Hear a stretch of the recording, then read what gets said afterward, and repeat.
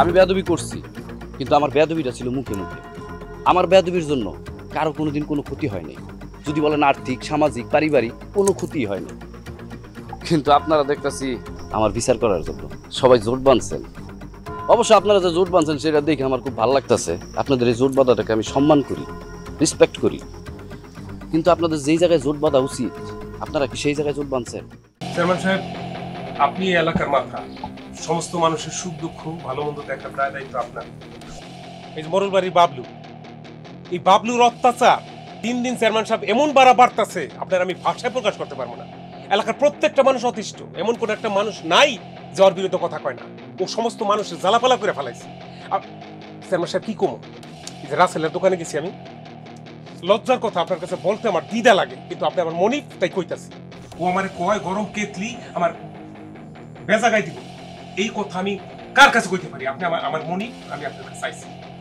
শুধু তা না, রাসেল্লারে দিনের পর দিন অত্যাচার করে, কথায় কথায় মারবো তারে মুরব্বী মানে না। সে যাকে তাকে অপমান করে, কোনো বড় ছোট সে মানতাছে না। একটা সময় দেখবেন চেয়ারম্যান সাহেব তার অবস্থা যা বাড়তাছে, আপনি যদি এর একটা বিহিত ব্যবস্থা না করেন না, একটা সময় দেখবেন আপনার মাথায় উঠে বলবো, ও ঘাড়ে উঠে সাইপে বসবো। আমরা সবাই মিলে আলোচনা করে বুদ্ধি করছি, আপনি যদি অনুমতি দেন আমরা ওর বিরুদ্ধে বিচার ডাকছি। আপনি খালি আসবেন বিচার। ঠিক আছে, তাহলে আমি আয়োজন করি, আপনার সময় মতো জানাবো। আসসালামু আলাইকুম।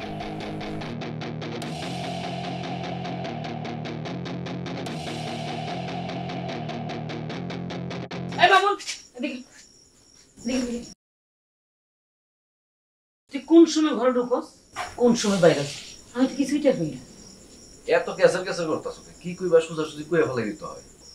আরে তোর নামে বিচার সালিশ শুনতে শুনতে আমি তো অসুস্থ হয়ে গেছি। তুই করসটা কি?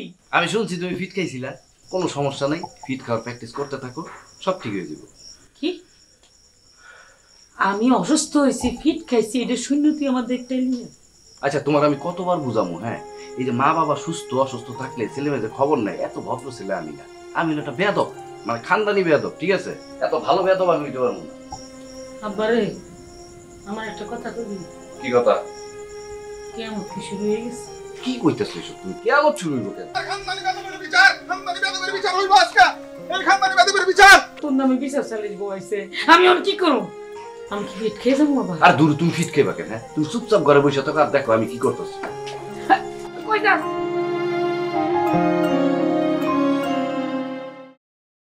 যাই হোক, প্রিয় এলাকাবাসী, আপনারা সবাই জানেন আমরা এখানে আজকে কেন সমবেত হয়েছি। মাননীয় চেয়ারম্যান সাহেবের অনুমতি সাপেক্ষে আমি দুই চারটা কথা বলতে চাই। দুঃখজনক হইলেও সত্য, বাবলু মিয়া, তুমি এই এলাকার একজন সম্মানিত পরিবারের শিক্ষিত ছেলে। তুমি যা করতেছো, সমাজের 10 জন কি চায়? ইয়াং জেনারেশনের কাছে, সুশিক্ষিত ইয়াং জেনারেশনের কাছে চায় সমাজটা তারা পরিবর্তন করব, সমাজের মঙ্গল করব, কুসংস্কারের জন্য সমাজটাকে সংস্কার করব। কিন্তু তুমি তোমার কাছ থেকে কি পাইছে সমাজ? তুমি অন্যায় অত্যাচার ব্যভিচার পাপাচার কইরেই যাইতেছো। তুমি মুরব্বী মানো না, তুমি মেম্বার চেয়ারম্যান মানো না, যার তার সাথে বেয়াদবি করো। তুমি যেইভাবে যা কিছু করতেছো তুমি নিজেও জানো, এলাকাবাসী অবগত আছে, বলার কিছু নাই। যেই রকম অন্যায় অত্যাচার ব্যভিচার পাপাচার, মুরব্বী মানো না, যার তার সামনে কোনো মেম্বার চেম্বার মানো না, অপমানের অপমান। এই সমস্ত কারণে মানুষ অতিষ্ঠ হইয়া এলাকাবাসী তোমার বিরুদ্ধে অবস্থান নিতে বাধ্য হয়েছে। কি আপনার কথা শেষ হয়েছে? আপনি বসেন। বড় ভাই, আপনি যদি অনুমতি দেন তাহলে আমি দু একটা কথা বলতে চাই।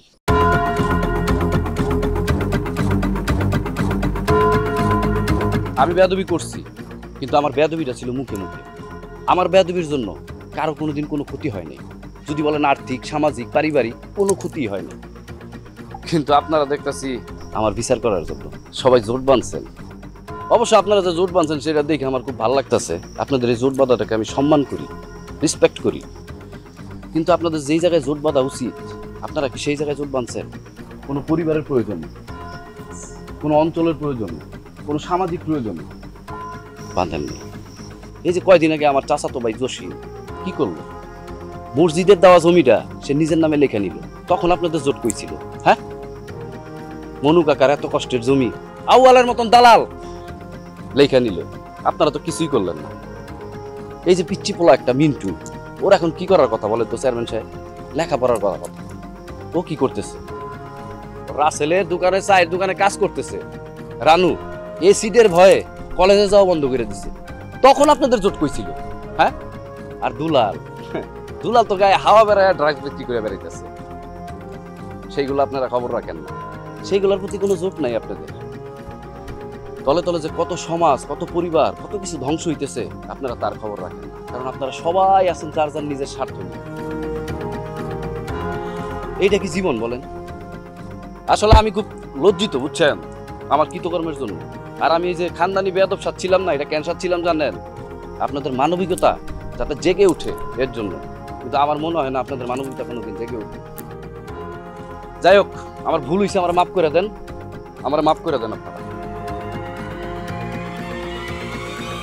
আমি যদি তোমারে বিয়ে করি তাইলে আমার লোকে কি বইলা ডাকবে? মিসেস খানদানি বেয়াদব। কি বলতেছো এসব? খানদানি বেয়াদবের বউ হওয়াটাও ভাগ্যের ব্যাপার। তুমি কি এই আসরে সবার মধ্যে আমার বিয়ে করতে পারবা, নাকি কেকের পার্টি লাগবে? কেকের পার্টি মানে? কেক পাইলে কই তুমি? কেক আছে। আই এই যে আপা বনি চলে আসছি।